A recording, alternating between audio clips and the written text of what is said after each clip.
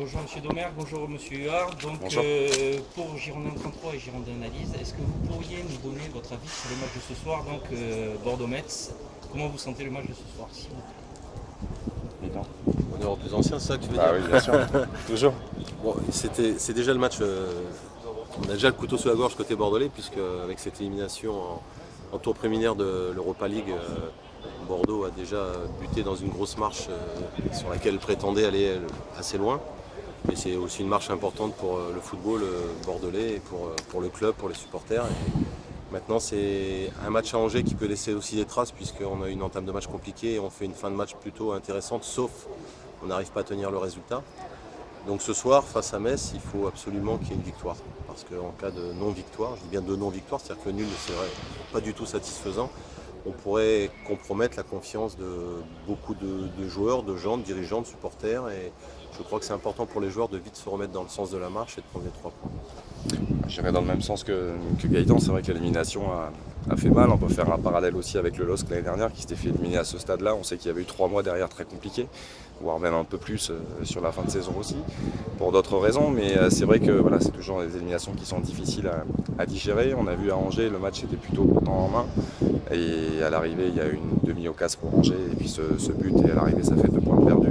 Je pense qu'aujourd'hui, il y a une détermination, une motivation particulière à bien commencer la saison devant son public. Parce que les Girondins sont attendus, vont être attendus après ce début de saison compliqué. Il y a eu pas mal de nouveautés, il y en a eu encore cette semaine. On va voir des nouveaux visages avec notamment Otavio et Jonathan Gafou, que je connais un petit peu plus, parce que j'avais eu la chance de faire Ludo Goretz un peu l'année dernière, contre Arsenal notamment, et c'est un joueur qui a beaucoup de qualité. Je pense que c'est un joueur qui peut amener quelque chose aux Girondins de Bordeaux dans l'envie, dans la folie. Et les Girondins de Bordeaux en ont besoin par moment et par instant. Donc voilà, ils ont besoin de commencer par une victoire et je pense qu'ils vont le faire ce soir. Côté Messin, vous pensez que c'est le bon moment de prendre Bordeaux? Parce que eux, de leur côté, s'ils prennent 3 points en vue de la course au maintien, c'est quand même une bonne opération pour eux, même 1 point.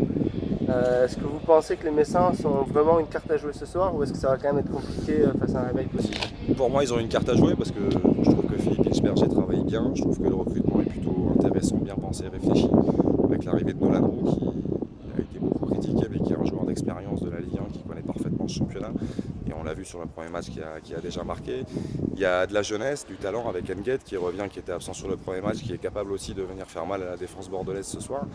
Donc voilà, oui, c'est peut-être le bon moment parce que Bordeaux est un petit peu en doute en ce début de saison.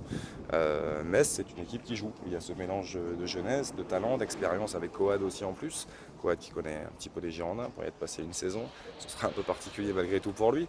Donc ouais, Metz a une carte à jouer parce que c'est une équipe qui joue, qui ne calcule pas, qui est plutôt agréable à voir jouer. Même s'il y a des absences importantes, l'entraînement cette semaine, je crois que Fallet et Ivan Balius sont blessés. Et c'est 2 joueurs qui sont importants dans le secteur défensif. Donc il va falloir se réorganiser un peu, mais ça peut être un match intéressant pour Metz aussi. Bah, pour moi, Metz fait partie des équipes qui vont se battre pour se maintenir. Donc effectivement, on connaît un petit peu le programme et le planning de toutes ces équipes-là, entre les promus et les équipes qui jouent le maintien.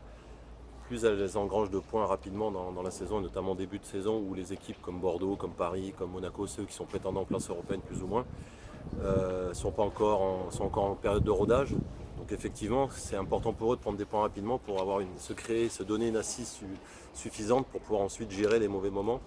Quand vous commencez mal la saison, pour des équipes comme elles, et d'ailleurs ils la commencent mal puisqu'ils sont perdus chez eux face à Guingamp, ils repartent un petit peu sur la problématique de la saison passée où ils ont pris beaucoup de points à l'extérieur mais beaucoup moins de points à domicile et ils ont pris souvent des gifles. Donc est-ce que ça s'agit un petit peu dans ce domaine-là? Cette équipe elle va peut-être apprendre par rapport à la saison passée, mais c'est une équipe qui est ennuyeuse et embêtante à jouer aussi parce qu'elle a des joueurs de qualité qui ne se posent pas de questions comme le dit Xavier et qu'elle est capable et totalement capable de venir gêner et embêter les Bordelais. Merci beaucoup, messieurs.